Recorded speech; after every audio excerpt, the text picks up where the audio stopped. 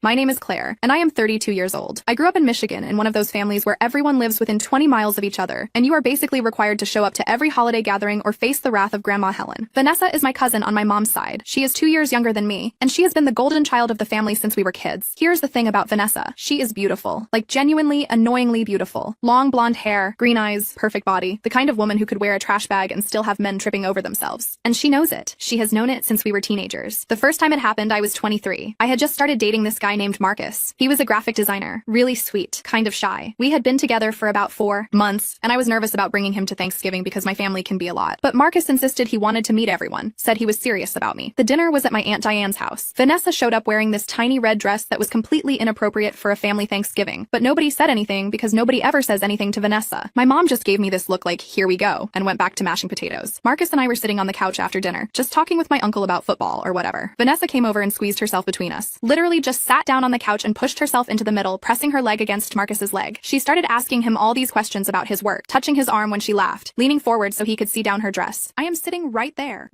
and she is just acting like I do not exist. Marcus looked uncomfortable, but also, you know, he is a guy, and Vanessa is Vanessa. By the end of the night, I caught them talking alone in the kitchen. She had her hand on his chest, laughing at something he said. When they saw me, Vanessa just smiled this innocent smile and said, I was just telling Marcus how lucky he is to have you. Marcus and I broke up 3 weeks later. He said he needed space, that he was not ready for something serious. I saw him tagged in one of Vanessa's Instagram photos 2 months after that. They were at some bar downtown. He had his arm around her waist. That was the pattern. Every single relationship I had, every single guy I brought home, Vanessa would sink her claws in. It did not matter if it was Thanksgiving, Christmas, Easter, 4th of July. If I showed up with a date, she showed up looking like she was going to a nightclub, and by the end of the night, she would have his attention. There was Ryan, the teacher I dated when I was 25. Vanessa cornered him by the dessert table and spent 30 minutes telling him about her charity work with underprivileged kids. They exchanged numbers to coordinate a volunteer opportunity. I found out later they had been texting for weeks. There was David, the accountant. Vanessa asked him to help her move some furniture at her apartment. I was not invited. When I asked David about it, he got defensive and said I was being jealous and controlling. There was James, there was Tyler, there was Christopher, every single one. The worst part was that my family just let it happen. My mom would pull me aside and tell me that Vanessa was young and did not mean anything by it. My aunt would say that I should not bring men around if I could not handle a little competition. My grandma told me I should work on being more feminine, and maybe then I could keep a man interested. I stopped bringing dates to family events. For years, I just showed up alone. I told my family I was focusing on my career, that I was happy being single. The truth was, I was dating. I just refused to give Vanessa any more ammunition. But then I turned 31, and I met someone. His name was Trevor, and he was perfect. A doctor, funny, kind, good-looking. We had been together for 8 months, and it was the most stable, healthy relationship I had ever had. He kept asking to meet my family, and I kept making excuses. But eventually, Christmas was coming up, and I could not avoid it anymore. I told Trevor about Vanessa. I sat him down and explained the whole history, every detail. I told him she would probably try something, and I needed him to just ignore her, stay close to me, not fall for her games. Trevor laughed. He actually laughed. He said, Claire, I am a grown man. I am not going to let your cousin seduce me at a Christmas party. I love you. Stop worrying. I wanted to believe him. I really did. Christmas Eve arrived, and we drove to my parents' house. I was so anxious, I felt sick. Trevor kept holding my hand, telling me everything would be fine. Vanessa was already there when we arrived. She was wearing this white sweater dress that looked like it was painted on, with these high heels that made her legs look like they went on forever. Her hair was in perfect waves. She looked like a Victoria's Secret model who got lost on the way to a photo shoot. She saw Trevor and her eyes lit up like she had just won the lottery. You must be Trevor, she said, walking over with this big smile. I have heard so much about you. Claire is so lucky. She hugged him. It lasted too long. Trevor was polite but distant. He kept his arm around my waist, made a point of kissing my forehead, stayed by my side. I started to relax. Maybe this time would be different. Maybe Trevor really was different. But Vanessa was patient. She always was. She spent the whole evening circling us like a shark. She would join whatever conversation we were in, laugh at Trevor's jokes, ask him questions about his work. She spilled wine on her dress and asked Trevor to help her clean it up because he is a doctor. He must know how to get stains out. I watched him hesitate. I watched him look at me, and then I watched him follow her to the kitchen. They were gone for 15 minutes. When they came back, Vanessa's dress was fine and Trevor looked flushed. He said they were just talking, that she was asking him medical questions about her mom's knee surgery. I wanted to scream. We left early. I told my family I had a headache. Trevor drove home in silence while I cried in the passenger seat. He swore nothing happened. He swore he loved me, that Vanessa was just friendly, that I was overreacting. But I could see it in his eyes. That same look all the others had. That curiosity. That interest. We broke up in February. He said he needed to focus on his residency. I saw him at a restaurant in March with a blonde woman. It was not Vanessa, but it might as well have been. I was done. I stopped dating. I stopped going to family events. I told my mom I was busy with work, that I would visit when I could. She was disappointed, but I did not care anymore. I was tired of being humiliated. I was tired of Vanessa winning. Then something weird happened. I started volunteering at this literacy program at the local library. One of the programs they had was corresponding with inmates who were trying to improve their reading and writing skills. I signed up because I needed something to do with my time, and I figured helping people learn to read was a good cause. They matched me with an inmate named Michael. He was 35 24, serving the last 2 years of a 7-year sentence for armed robbery. His first letter was short, just a few sentences thanking me for volunteering and saying he hoped to improve his writing before he got out. I wrote back. I told him about my work as a project manager at a tech company, about my love for hiking, about the weather in Michigan. Basic stuff. He wrote back with more details. He told me about growing up in Detroit, about making bad choices when he was young, about how prison had given him time to think about the man he wanted to be. His writing was rough but honest. There was something raw about it that I found refreshing. We kept writing. Once a week at first, then twice a week, then almost every day. Michael told me about the books he was reading, about the anger management classes he was taking, about his plans for when he got out. He wanted to get a job in construction, maybe go to community college eventually. He had an aunt in Grand Rapids who said he could stay with her until he got on his feet. I told him about my family, about Vanessa, about feeling invisible and inadequate and angry. Michael did not judge me. He did not tell me to be more confident or to just ignore her. He said, "Your cousin sounds like a miserable person who only feels good when she is making other people feel bad. That is not about you. That is about her." Something about the way he said it, the simplicity of it, made sense to me. We wrote to each other for 8 months. I started looking forward to his letters more than anything else in my week. He was funny and thoughtful and vulnerable in ways that the men I had dated never were. Maybe it was because he was in prison and had nothing to lose, or maybe it was just who he was. Then one day he wrote and told me he was getting out in 2 months. He asked if I would be willing to meet him in person, maybe grab coffee. No pressure. He said he understood if I said no, that he knew the situation was complicated. I said yes. I do not know why I said yes. Maybe I was lonely. Maybe I was curious. Maybe I just wanted something in my life that was different, that was mine, that Vanessa could not touch. Michael got out in October. We met at a coffee shop in Grand Rapids. I was nervous, obviously. This was a man I had been writing to for months but had never seen except in the small, blurry photo that came with his first letter. He walked in and I recognized him immediately. Tall, broad shoulders, dark hair cut short, a nervous smile. He was handsome in this unexpected way, not polished like the guys I usually dated, but real. We talked for 3 hours. It was easy and comfortable and nothing like I expected. He told me about adjusting to being out, about his job doing drywall work, about staying with his aunt. I told him about my job, my apartment, my terrible family. He asked if he could see me again. I said yes. We started dating. Officially, I guess, though it felt strange to call it that at first. We went to movies, we got dinner, we went for walks along the river. He was different from anyone I had ever been with. He listened when I talked. He did not play games. He said what he meant, and he understood me in this way that felt almost scary. He could tell when I was anxious or upset before I said anything. He knew when I needed space and when I needed to be held. It was like having someone actually see me for the first time in my life. My mom called in November and asked if I was coming to Thanksgiving. I had been avoiding her calls, but I finally picked up. She said the whole family missed me, that Grandma Helen was asking about me, that it had been almost a year since I had come to a holiday. I told her I would think about it. Michael and I were lying in bed that night when I mentioned it. He asked why I was hesitant, and I told him about Vanessa again, about the pattern, about how I could not handle watching it happen one more time. Michael was quiet for a minute. Then he said, "Take me." I laughed. I said, "You do not want to meet my family. Trust me." He said, "I am serious. Take me to Thanksgiving. Let me meet this cousin of yours." I told him it was a bad idea. I told him Vanessa would eat him alive, that she had destroyed every relationship I had ever brought around her. I told him she was beautiful and manipulative and ruthless. Michael just shrugged. He said, "I have been in prison for 7 years. I think I can handle your cousin." I thought about it. And then I thought, screw it. Why not? What was the worst that could happen? Vanessa would seduce Michael. I would lose another relationship. I would never speak to my family again. I was already halfway there. So I said yes. Thanksgiving morning, I woke up with this knot in my stomach. Michael seemed calm. He wore a simple button-down shirt and jeans, nothing fancy. His hair was neat and he had shaved. He looked good, normal, like a regular guy you would bring home to meet your family. We drove to my parents' house. I gave him one more warning. I said, "Vanessa is going to come after you hard. She is going to flirt. She is going to touch you. She is going to try to get you alone. Please just stay with me. Do not fall for it." Michael took my hand. He said, "Claire, I'm not going anywhere. I promise." We walked in and the whole family was there. My mom hugged me like I had been gone for years. My dad shook Michael's hand and asked him what he did for work. Michael said construction, and my dad launched into a story about building his deck last summer. Then Vanessa walked in from the kitchen. She was wearing a tight black dress with a plunging neckline and these ridiculous heels. Her hair was perfect. Her makeup was flawless. She looked like she was going to a cocktail party, not a family Thanksgiving. She saw Michael, and I swear I could see the wheels turning in her head. She walked over with this predatory smile. "You must be Michael," she said, extending her hand. "I am Vanessa, Claire's cousin." Michael shook her hand briefly. "Nice to meet you." Vanessa kept holding his hand just a second too long. "I have heard absolutely nothing about you. Claire keeps her life so private." She looked at me with this fake innocent expression. "How long have you two been together?" "A couple months," I said. "That is so sweet," Vanessa said. "How did you meet?" I opened my mouth, not sure what to say, but Michael answered first. "Through a pen pal program." Vanessa's eyes lit up. "Oh, like one of those online things? That is adorable." "Something like that," Michael said. His voice was even, unbothered. Vanessa launched into her usual routine. She asked Michael about his job, about where he grew up, about his hobbies. She touched his arm when she laughed. She leaned in when he talked. She did everything she always did. Michael was polite but distant. He answered her questions briefly, then turned back to me or someone else. He kept his hand on my lower back. When Vanessa suggested he help her bring in extra chairs from the garage, he said, "I think your dad can handle it," and stayed by my side. I could see Vanessa getting frustrated. This was not how it usually went. Usually by this point, the guy would be fawning over her, finding excuses to talk to her alone, getting flustered by her attention. Michael was not flustered. He was barely interested. Dinner was the same. Vanessa sat across from us and spent the whole meal trying to engage Michael in conversation. She asked him about sports, about movies, about music. She told stories designed to make her sound interesting and adventurous. She laughed loudly at jokes that were not funny. Michael was polite. He nodded. He smiled smiled occasionally, but mostly he talked to my uncle about fishing and asked my grandma about her recipe for stuffing. He held my hand under the table. After dinner, everyone moved to the living room. Vanessa cornered Michael by the drink table. I watched from across the room, my heart pounding. This was usually when it happened. The private conversation, the exchanged phone numbers, the beginning of the end. I saw Vanessa lean in close to Michael. I saw her touch his chest. I saw her whisper something in his ear. Michael stepped back. He said something I could not hear, then walked away and came back to sit next to me on the couch. Vanessa stood by the drink table looking stunned. My mom leaned over and whispered, "I like this one. He seems steady." I almost cried. We stayed for another hour. Vanessa kept trying, kept circling, but Michael did not budge. He stayed with me, talked to my family, acted like Vanessa was just another person in the room and not the center of the universe. When we finally left, I felt like I could breathe for the first time in years. In the car, I asked Michael what Vanessa had said to him by the drink table. He hesitated. Then he said, "She told me you were damaged and insecure and that I could do better. She gave me her number." My stomach dropped. "And what did you say?" I told her I was not interested and that she should probably work on being a better person before she tried to ruin anyone else's life. I started crying. Not sad crying, but relieved crying. Like something inside me that had been wound tight for years suddenly released. Michael pulled over. He held me while I sobbed in the passenger seat of his car. He did not tell me to stop or ask what was wrong. He just held me. When I finally calmed down, I looked at him and said, "Why? Why did you not fall for it? Every other guy has. She is beautiful and charming and she knows exactly what to say." Michael looked at me like I had asked the dumbest question in the world. "Claire, I spent 7 years in prison. I learned pretty quick how to spot people who are full of garbage. Your cousin is miserable. You can see it in her eyes. She is not happy. She is not confident. She is desperate. And desperate people are boring." He paused. "Plus, I am in love with you. Why would I want someone like her when I have you?" I kissed him. Right there in the car on the side of the road, I kissed him like my life depended on it. That should have been the end of the story. Michael proved he was different. Vanessa failed. I won for once. We should have just ridden off into the sunset. But life is never that simple. A week later, my mom called me. She sounded upset. She said Vanessa had come over crying, saying I had brought an ex-convict to Thanksgiving without warning anyone, that she had looked Michael up online and found out about his record, that she felt unsafe and disrespected. I was furious. I said, "Mom, Michael served his time. He is a good person. And Vanessa is only upset because she could not manipulate him." My mom sighed. She said, "Claire, honey, I know Vanessa can be difficult, but bringing a felon to a family event without telling anyone is not okay. Your father is very upset. Grandma Helen is worried." I hung up on her. I did not talk to my family for 3 weeks. My phone was full of texts from various relatives. My aunt said I was being selfish. My uncle said I should have told them about Michael's past. My cousin Jessica, who I had always liked, sent me a long message about how I needed to think about other people's feelings and safety. Only my younger brother texted to say, "Vanessa is such a drama queen. Michael seems cool." Michael felt terrible. He said he should have told me to warn my family, that he should have known his record would become an issue. I told him it was not his fault, that my family was just looking for an excuse to make Vanessa the victim like they always did. But it ate at me. The idea that I had finally found someone good, someone real, and my family could not even be happy for me. The idea that Vanessa could lose for once and still somehow make herself the center of attention. Christmas came. I did not go. I spent it with Michael at his aunt's house. She made ham and mashed potatoes and did not ask me invasive questions or make passive-aggressive comments. It was the best Christmas I'd ever had. Then in January, I got a call from my cousin Jessica. She said she needed to talk to me in person, that it was important. I almost said no, but something in her voice made me agree. We met at a coffee shop. Jessica looked nervous. She ordered a latte and did not drink it, just held the cup in her hands. "I need to tell you something about Vanessa," she said, "and you are not going to like it." I waited. Jessica took a breath. "Last year, Vanessa started seeing a therapist. Aunt Diane made her go because she was having panic attacks. The therapist diagnosed her with something, I do not remember exactly what, but basically she is really insecure and she needs constant validation from men to feel good about herself." "That is not an excuse," I said. "I know," Jessica said quickly. "I am not saying it is. But here is the thing. The therapist told her to apologize to you, to actually confront what she has been doing all these years. And Vanessa refused. She said you were the problem, that you were jealous and bitter, and that she did not owe you anything." I felt sick. Jessica continued. "But then you showed up with Michael at Thanksgiving, and something changed. Vanessa came to my apartment that night and completely broke down. She was crying, saying she did not understand why Michael was not interested in her, why her usual tricks did not work. She said she felt invisible for the first time in her life." "Good," I said. "I meant it. That is not all," Jessica said. She looked down at her coffee. "Vanessa has been stalking Michael online. Like really stalking him. She found his old Facebook from before he went to prison. She found articles about his arrest. She found his ex-girlfriend and sent her messages asking about him." My blood went cold. "What?" "She is obsessed," Jessica said. "She cannot handle the fact that she lost. So she is trying to find dirt on him, trying to prove to the family that he is dangerous or whatever. She is the one who told your mom about his record. She printed out articles about his case and showed them to Grandma Helen." I could not breathe. "Why are you telling me this?" Jessica looked at me with tears in her eyes. "Because Vanessa is planning something. She has been talking about going to the police, making a complaint that Michael made her feel threatened at Thanksgiving. She is trying to get him in trouble, maybe even sent back to prison. And I could not let her do that without warning you." I felt like the world was tilting. She would not. Even Vanessa would not do that. "Claire, she is not thinking straight," Jessica said. "She is desperate. And desperate people do crazy things." I left the coffee shop in a daze. I called Michael immediately and told him everything. He was quiet for a long time. Then he said, "I knew something like this might happen. People do not like when ex-cons try to build normal lives. There is always someone who wants to tear you down. We need to do something," I said. "We need to stop her." "There is nothing to stop," Michael said. "I did not threaten her. I did not do anything wrong. If she files a false report, it will get thrown out. But it will be on your record," I said. "It will follow you," Michael sighed. "Yeah, probably." I had never felt rage like what I felt in that moment. Pure, burning rage at Vanessa for being so selfish, so cruel, so empty, that she would try to destroy destroy someone's life just to feel powerful. I spent the next 2 days trying to figure out what to do. I considered calling Vanessa and threatening her. I considered warning my parents. I considered going to a lawyer. Then Michael said something that changed everything. He said, "What if we just let her do it?" I stared at him. "What? What if we let her file the false report?" Michael said. "Let her lie to the police. Let her put it in writing. And then we prove she is lying." "How?" Michael pulled out his phone. He opened his voice memo app. I recorded our conversation at Thanksgiving. The one by the drink table when she gave me her number. I record a lot of conversations now just in case. Prison habit. He played it. Vanessa's voice came through crystal clear. "Claire is damaged and insecure. You seem like a smart guy. You could do so much better. Here is my number. Call me if you want to have a real conversation." Then Michael's voice. "I am not interested. You should probably work on being a better person before you try to ruin anyone else's life." Vanessa's laugh, bitter and sharp. "Wow, you are just like her. Judgmental and boring." The recording ended. "This proves she was coming on to me," Michael said. "If she claims I threatened her or made her uncomfortable, this recording contradicts that. It shows she was the aggressor." I looked at him. "You recorded that just in case?" "I told you," Michael said. 7 years in prison teaches you to protect yourself. We decided to wait. If Vanessa filed a false report, we would use the recording to prove she was lying. If she did not, we would just move on with our lives. 3 weeks went by. Nothing happened. I started to think maybe Jessica was wrong. Maybe Vanessa had backed down. Then my mom called. She said Vanessa had been in a car accident. Not serious, just a fender bender, but she was shaken up. She wanted me to come visit her in the hospital. I said no. My mom was angry. She said I was being cruel, that Vanessa was family, that I needed to put aside whatever petty grudge I was holding. I hung up, but I felt guilty. I have always felt guilty when it comes to my family. That is what they trained me to do. Feel guilty for having boundaries. Feel guilty for protecting myself. So I went to the hospital. Not because I wanted to see Vanessa, but because I wanted to prove to myself that I was the bigger person. Vanessa was in a private room, sitting up in bed with a small bandage on her forehead. She looked surprised to see me. "Claire," she said. "I did not think you would come." "I almost did not," I said. "But Mom said you wanted to see me." Vanessa looked down at her hands. "I did. I need to tell you something." I waited. "I have been really messed up," Vanessa said. Her voice was quiet, shaky, like really messed up. "My therapist says I have been using male attention to avoid dealing with trauma from when I was younger. And I know that is not an excuse for what I have done to you, for what I have done to all your relationships." I did not say anything, Vanessa continued, tears running down her face now. "I have been so jealous of you for so long. You have always had your life together. Good job, your own apartment. You are smart and funny, and people actually like you. And I have nothing, just my looks. And I have been so terrified of losing that, of becoming invisible, that I have been trying to prove I am better than you by taking the one thing you had that I did not. My relationships," I said. "Yes," Vanessa whispered. "And I know that is so messed up. I know I have hurt you so badly. And I am sorry. I am so sorry." I stood there looking at her. This woman who had tormented me for years, who had destroyed relationship after relationship, who had made me feel worthless and invisible and broken. And now she was crying, apologizing, admitting she was the problem. I should have felt vindicated. I should have felt triumphant. Instead, I just felt tired. "I do not forgive you," I said. "I do not know if I ever will, but I appreciate you finally admitting what you have done." Vanessa nodded, still crying. I turned to leave. Then I stopped and looked back at her. "For what it is worth, I hope you get the help you need. I hope you figure out who you are beyond your looks. But I will not be part of that journey. Do not contact me. Do not contact Michael. Just leave us alone." I walked out. In the hallway, I ran into Jessica. She hugged me. She said, "I am proud of you." I asked her what happened, why Vanessa suddenly had this change of heart. Jessica looked uncomfortable. She got a call from her therapist this morning. Apparently, the police contacted the therapist because Vanessa had made an appointment to file a report against Michael. The therapist convinced her it was a terrible idea, that it would ruin her life and his, and that she needed to confront what she was actually feeling instead of trying to destroy someone else. I felt dizzy. She was really going to do it. "Yeah," Jessica said, "but she did not. That has to count for something, right?" I did not answer. I left the hospital and called Michael. I told him everything. He was quiet for a minute, then said, "So it is over?" "I think so," I said. "Good," Michael said, "because I have something to ask you." My heart skipped. "What? Move in with me." I laughed, surprised. "What? Move in with me," Michael said again. "I know we have only been together for a few months, but I have spent 7 years alone in a cell, and I do not want to waste any more time. I love you. I want to build a life with you. So move in with me?" I said yes. I moved in with Michael in March. We got a small apartment near his work. Nothing fancy, but it was ours. We adopted a dog from the shelter, a mutt named Rocket who had been abandoned by his previous owners. We started building a life together that was quiet and normal and boring in the best possible way. I did not talk to Vanessa. I did not go to Easter or Mother's Day. I kept in touch with Jessica and my brother, but everyone else in my family could wait. My mom called in June and asked if I was coming to the 4th of July barbecue. I said no. She cried and said I was tearing the family apart. I said the family was already torn apart. I was just finally admitting it. Then something happened that I did not expect. Vanessa sent me a letter, an actual physical letter in the mail. I almost threw it away without reading it, but curiosity got the better of me. The letter was long, handwritten, and raw. Vanessa wrote about her childhood, about being sexually abused by a family friend when she was 12, about how nobody believed her when she told her parents. She wrote about learning that her looks were the only thing people valued about her, that her body was the only currency she had. She wrote about years of therapy, of medication, of trying to figure out why she was so broken. She wrote about me, about how watching me succeed in life while she fell apart made her feel worthless, about how she convinced herself that if she could just take away my happiness, she would feel better about herself. She wrote that she was in intensive therapy now, that she had cut off contact with toxic friends, that she was trying to build a life based on something other than male validation. She wrote that she did not expect forgiveness. She just wanted me to understand. At the end of the letter, she included a printout of a photo. It was from one of the times she had stolen a boyfriend from me, David, I think. They were at some party, smiling for the camera. On the back of the photo, she had written, "I am sorry I made you feel invisible. The truth is, I was was the one who felt invisible. I showed the letter to Michael. He read it carefully, then looked at me. What are you going to do? I do not know, I said honestly. You do not owe her anything, Michael said. Not forgiveness, not understanding, nothing. She hurt you. Repeatedly. You get to decide if she deserves another chance. Do you think she deserves another chance? I asked. Michael thought about it. I think people can change. I did. But change is hard, and most people do not put in the work. So maybe she will, maybe she will not. But that is not your problem to solve. He was right. I knew he was right. I wrote Vanessa a short letter back. I said I had read her letter, that I was sorry for what she had been through, but that I still needed distance. I said maybe one day we could have some kind of relationship, but not now. Not yet. She wrote back saying she understood. That was a year and a half ago. Last month, I got a call from Jessica. She said Vanessa was engaged to a woman named Monica, who she met at her therapy group. They had been together for a year, and Vanessa was different, calmer, happier, more genuine. Jessica said Vanessa wanted to invite me to the wedding, but was too nervous to ask. I told Jessica I would think about it. I talked to Michael about it that night. He said it was up to me, that he would support whatever I decided. I asked if he would come with me if I decided to go. He smiled. To watch you face your family again after a year? I would not miss it. I called Vanessa the next day. We talked for 2 hours. She told me about Monica, about how therapy was helping, about how she was trying to be a different person. I told her about my life with Michael, about our apartment, about the dog. It was weird, talking to her like a normal person instead of an enemy. At the end of the call, she asked if I would come to the wedding. She said she would understand if I said no, but that it would mean a lot to her if I was there. I said yes. The wedding is in 2 months. I have no idea how I will feel seeing my family again, seeing Vanessa marry someone and claim to be a changed person. I do not know if I believe people can really change, or if Vanessa is just better at hiding her demons now, but I guess I will find out. Michael says that is the thing about life after prison. You learn to take things one day at a time. You learn that people are messy and complicated and sometimes awful, but sometimes they surprise you. He says I surprised him, that he never thought he would get out of prison and meet someone who loved him despite his past, that he never thought he would get a second chance at a normal life. I tell him he surprised me too, that he was the first person who ever chose me over Vanessa, the first person who saw through her games and decided I was worth more. We are sitting on our couch now, Rocket curled up between us, talking about whether we should get a cat. Michael says yes, I say we already have a dog. He says that is exactly why we need a cat, for balance. I am laughing because this is my life now. Arguing about pets with a man who spent 7 years in prison and somehow became the most stable, honest person I have ever known. My phone buzzes. It is a text from Vanessa. Thank you for saying yes to the wedding. It means everything to me, I text back. See you there. I do not know what will happen at that wedding. I do not know if Vanessa and I will ever have a real relationship, or if my family will ever understand why I needed to protect myself from them for so long, but for the first time in my life, I am not worried about it, because I have Michael, and our dog, and our tiny apartment, and our quiet, boring, beautiful life. And that is enough. Actually, it is more than enough. It is everything.